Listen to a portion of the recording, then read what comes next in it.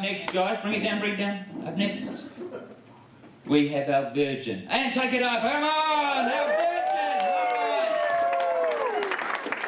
I just want to say, welcome to the stage already, well done. You'll learn the rules soon, buddy.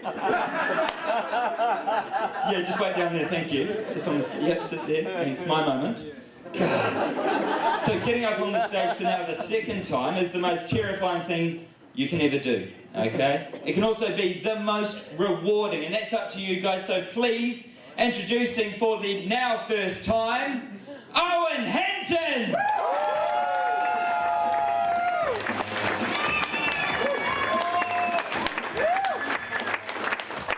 Alright, g'day. It's really great to be here tonight and giving my first stand-up comedy routine for you guys. Seemed like a really great audience. So some of you guys may have noticed about myself is I have quite woolly hair, and growing up in New Zealand, it always made it rather dangerous if I was ever drinking with farmers.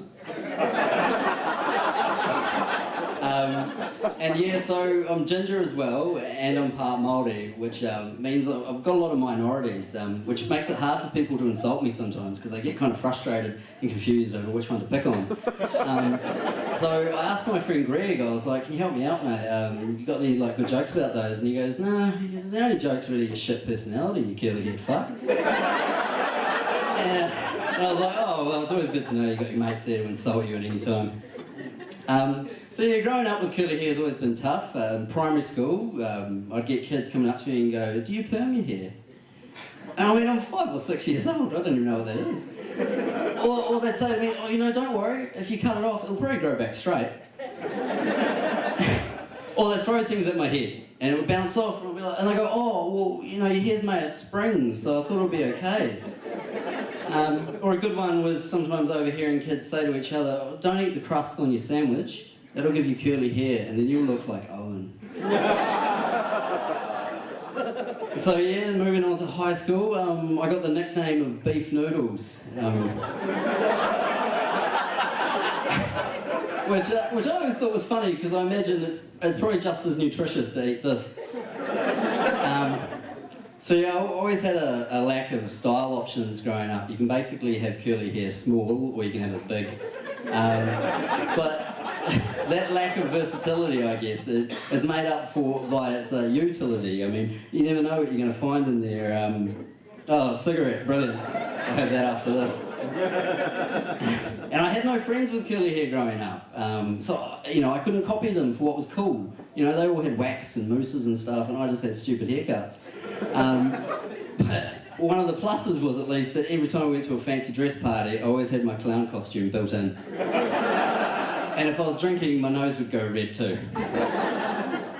So something that's quite scary though is Velcro. Got to watch out for Velcro. But it does have its uses. You know, you see on National Geographic and the people who've got the big basket on their head. It's not actually balancing there. That's Velcro. But the weirdest and the hardest thing about having curly hair growing up is people have always had an irresistible urge to pat me on the head. I mean, that's probably something to do with being really short as well.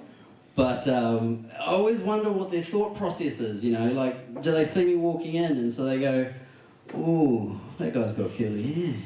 I'm going to touch it. But what I'll do though is I'll just reach out from behind these people just to make it extra creepy. Oh, brilliant, he's thoroughly creeped out now. What a satisfactory evening I've had. Yeah, so yeah, it does creep me out. It always gives me a bit of a fright, and then I'm like, oh, and then, you know, it's awkward. It's kind of like having a pair of like really fuzzy ranga boobs on my head, you know, like people want to touch, and for certain people, go ahead, I don't mind you touching. But you can't just sneak a grope out of nowhere. I actually heard a song on the radio just the other day when I was driving around. It was a song and it goes, all alone in my home, all alone in my home, nobody can touch me.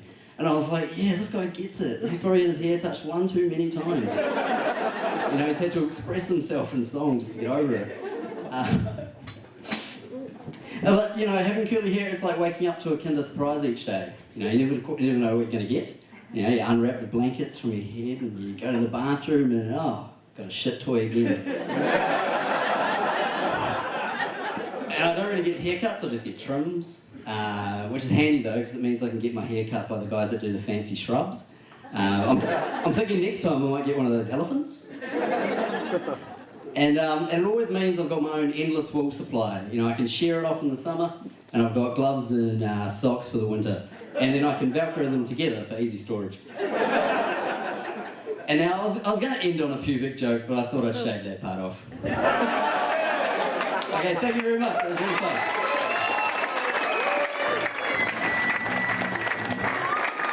Owen Hinton, everyone, eh? Keep going!